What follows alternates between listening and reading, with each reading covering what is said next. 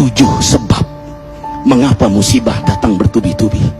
Yang pertama, karena banyaknya maksiat. Surah Yasin ayat 19 yang kita baca setiap hari. Kemalangan terjadi, musibah terjadi, malapetaka terjadi karena dosa keterlaluan kalian kepada Allah. Yang kedua, karena banyaknya orang berbuat zalim. Dengarkan surah Qasas ayat 59.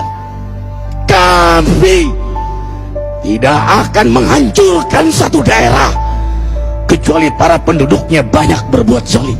Anak durhaka pada orang tua, istri yang berani kepada suaminya, perampok, pembunuhan di mana-mana. Ini mengundang bala bencana. Yang ketiga, mengundang bala bencana karena kelakuan tangan-tangan manusia. Rum 41. Telah tampak kerusakan di daratan dan lautan karena tangan-tangan jahil manusia, agar mereka merasakan akibat perbuatan mereka. Sebagian mereka merasakan akibat perbuatan mereka, agar mereka kembali kepada Allah. Yang keempat, bencana terjadi karena para tokoh melakukan kemaksiatan dan kezaliman. Dengarkan dengan iman, wahai penduduk Indonesia yang mulia, bila kami ingin menghancurkan suatu negeri, kami perintahkan para tokohnya untuk taat kepada Allah, tapi mereka maksiat, tapi mereka berbuat zalim, tapi mereka khianat kepadaku dan kepada makhlukku. Fahaqa alaihil qaul, maka haklah untuk mereka datang bala bencana seperti kaum Ad, kaum Samud, kaum Lut, kaum Nuh. Kami hancurkan sehancur-hancurnya. Siapa tokoh itu? Para pemimpin kita yang sumpah Al-Quran di kepalanya, demi Allah tidak korupsi. Lalu korupsi. Siapa lagi? Hartawan, orang-orang kaya yang dengan harta berpoya-poya, sombong, maksiat dengan kekayaannya di tengah orang yang banyak menderita. Siapa lagi?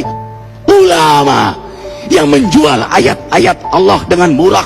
Subhanallah. Yang kelima, mengapa bala bencana terjadi? Karena orang-orang soleh, orang-orang baik diam melihat kemaksiatan dan kemungkaran.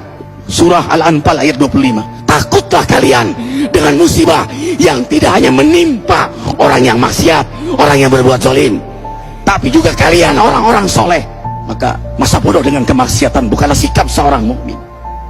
Amar ma'ruf nahi mungkar adalah amal cerdas. Yang keenam, justru karena rahmat Allah, karena peringatan yang Allah hadirkan agar hadir mahkamah kesadaran kita.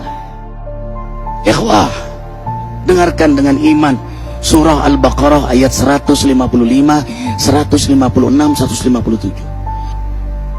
Kami pasti uji kalian dengan sesuatu yang buat kalian takut lapar, takut miskin, takut kematian.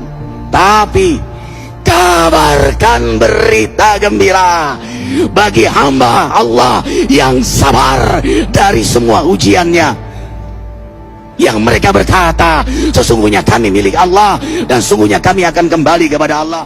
Yang terakhir, yang ketujuh, ada yang nanya, bagaimana yang maksiat yang selamat? Tenang-tenang saja. Yang berbuat zalim malah sukses. Di mana keadilannya? Allah Maha Adil. Dengarkan surah Hud ayat 15-16. Barang siapa mencari kesenangan dunia, lalu dia menghalalkan semua cara, apa kata Allah? Kami beri, tapi di akhirat tidak mendapatkan secuil pun kenikmatan, malah nikmat di dunianya menjadi bahan bakar azab untuk dirinya. Itulah istidrat. Lalu apa sikap kita sekarang? Orang beriman menjadikan peristiwa apapun sebagai jalan untuk mendekatkan dirinya kepada Allah.